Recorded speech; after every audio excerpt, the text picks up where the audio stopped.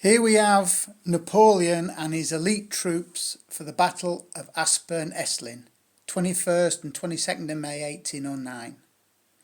The reason I'm showing you these is in the next 3 weeks we're refighting the Battle of Aspern, Essling with DBN, which these are DBN units. So let me just quickly show you what troops we've got. On Napoleon's right is his guard, and in 1809 the guard was not that big in relative terms, and each base of troops represents a brigade. So if I can point them out, this first brigade is Young Guard, Middle Guard, Old Guard. Then we've got the Guard Cavalry and Guard Artillery. The Young Guard were the Tirailleurs. The Middle Guard were the Fusiliers, Guard Fusiliers, and the Old are the Old Guard themselves. For the DBN battle of the Aspern Essling, these are elite troops, the musket elite troops, and these here fight as Old Guard. The Middle Guard were probably the best troops in the world at the time, and these fight the same as these boys here, the Old Guard. The only difference being, if the Old Guard are destroyed, that has a severe effect on the army's morale, where if the Middle Guard are destroyed, that's just part of the course. There's only the one unit of Guard Cavalry, because it was only the combined squadrons of the Guard Cavalry that were actually involved in the battle, and only about half of the artillery, the Guard Artillery, took part in the battle.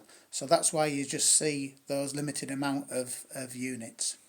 On Napoleon's left are the other elite units that were at the battle, and I'll just quickly point these out for you.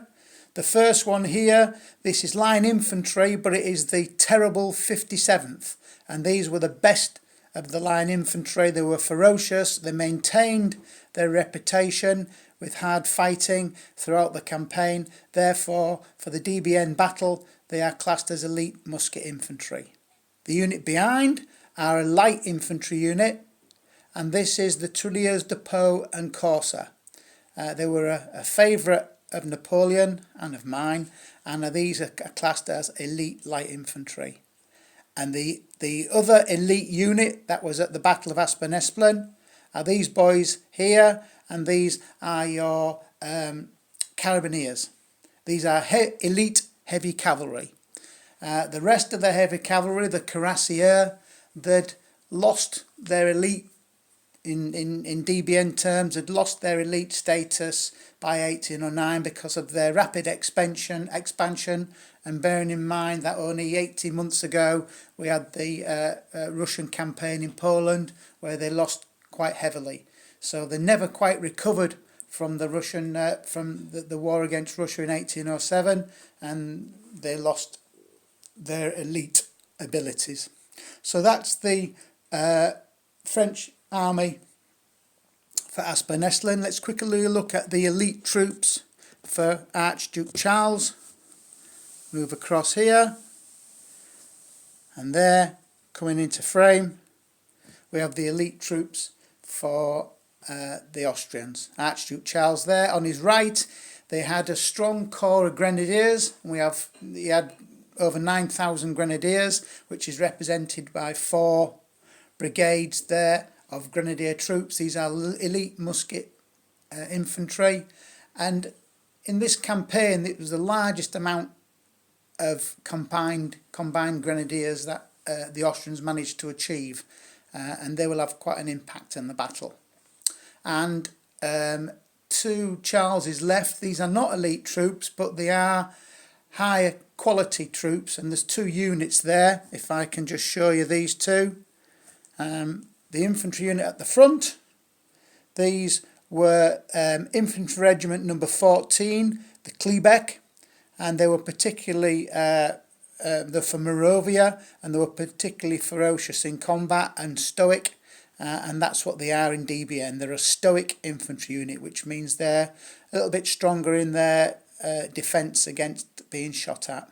And behind them is the other special high grade line infantry, line cavalry unit, and that's the O'Reilly Chevalier, and the number 3 O'Reilly Chevalier, and they were a particularly high renowned unit with a high morale and pretty good in combat. So these are classed as superior light cavalry, which in DBN terms means they have a superiority over other light cavalry, but not elite light cavalry and not heavy cavalry. So it's a subtle little nuance in the rules, but it makes them superior to other competitive light cavalry and unique at the Battle of Aspern Essling.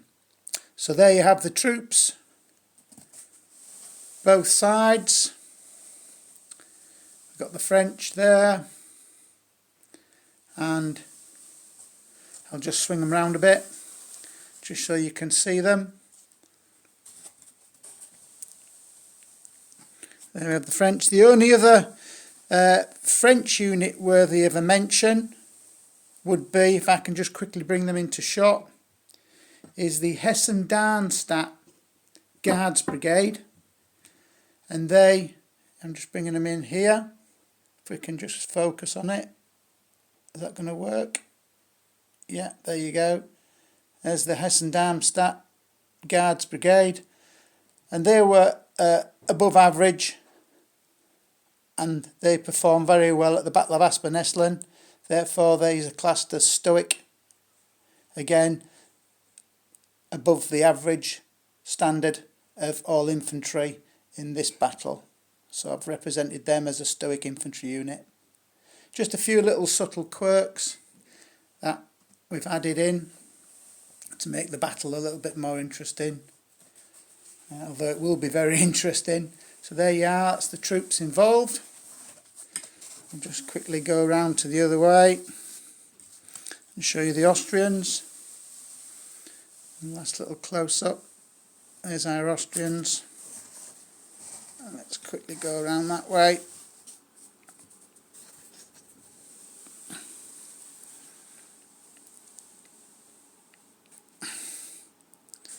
There we are. So the next publication I hope to do will be the battle itself for about 3 weeks. See you soon.